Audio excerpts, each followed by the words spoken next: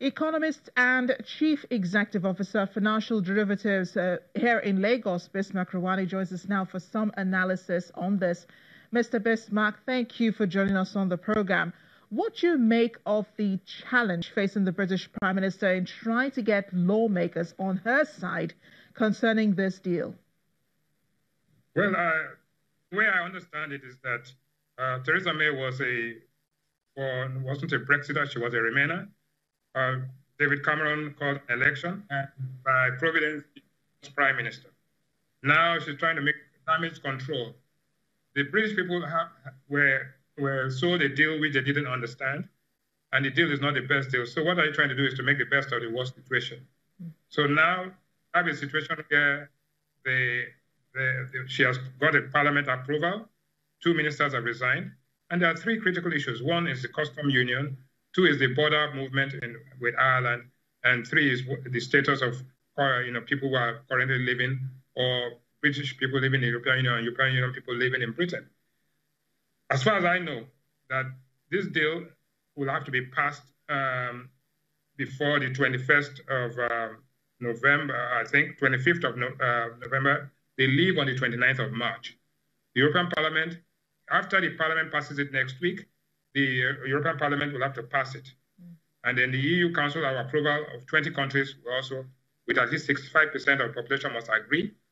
All that said, if they don't agree, if for any reason Theresa May is removed or the deal doesn't pass, then the British people will have a choice to have either a no deal or will have 21 days to come back with an alternative. It's too short to negotiate this in 21 days.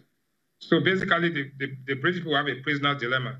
You either accept what Theresa May has with Theresa May herself until you pass this thing, and then you can get rid of her after, or you pass it and accept it, and say, okay, this is a raw deal we have, but we go ahead with it and make good. So it is actually a very bad situation for Britain, and it's where we are. It was a gamble, 2 gambles: 1, Cameron calling a referendum; 2, she calling a general election; and 3, now we are stuck, between a rock and a hard place. And she also has, a vote of confidence hanging on her head. Of course, lawmakers plan to also vote on whether she will continue as Prime Minister, because I understand they're gathering letters for that particular purpose. But I know you must have taken a look at the deal by now, or you do have an idea, of course, what it entails. You mentioned a few things, the border control and so on. It seems pretty much the best that Britain can get at the moment. Do you think this deal could have been more receptive if it had been presented like months before now? Well, there's no better deal, as it were. You shouldn't have been here in the first place. All we're doing is damage control, which is the least of all evils.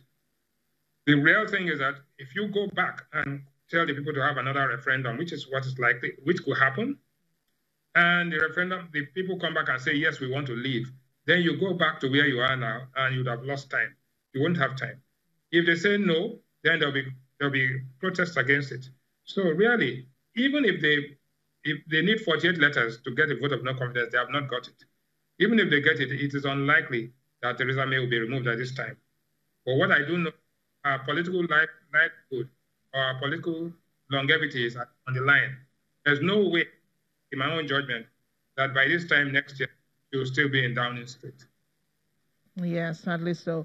Looking from the outside in, Mr. Rewane, what should Britain's allies, such as Nigeria, be learning from what is going on, and how this could affect relations with Britain going forward?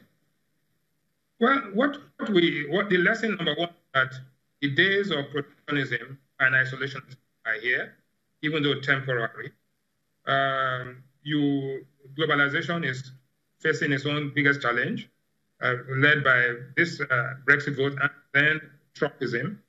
But I see that the days of isolation are short-lived, that you are going to go back to the days of globalization. But the lesson here is that every country for himself and God for us, or if you don't strengthen your domestic economy, you are going to be, you're going to be a victim of a eat shark world that we're in. But more important is that people like Nigeria have benefit here. 1, you're dealing with the United States and getting the benefits of the United States single, unilateralism. Yeah. You're dealing with the European Union, because which is one of our largest trading partners, and you're getting the benefits of European Union, both as a trading partner and investment partner. You're dealing with Britain and the Commonwealth, because Britain is not alone. Britain and the Commonwealth becoming a strong bloc. And then finally, you're dealing with China and Asia.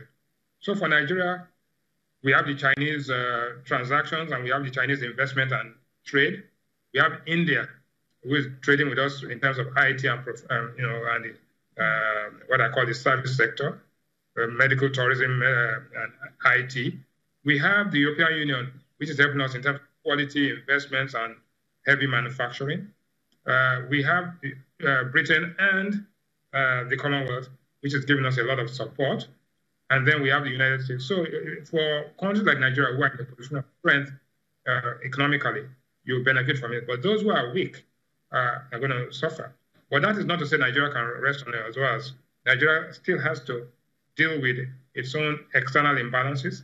Nigeria still has to deal with the fact that borrowing without applying the proceeds to increase productivity and dealing with income inequality in Nigeria is still an issue.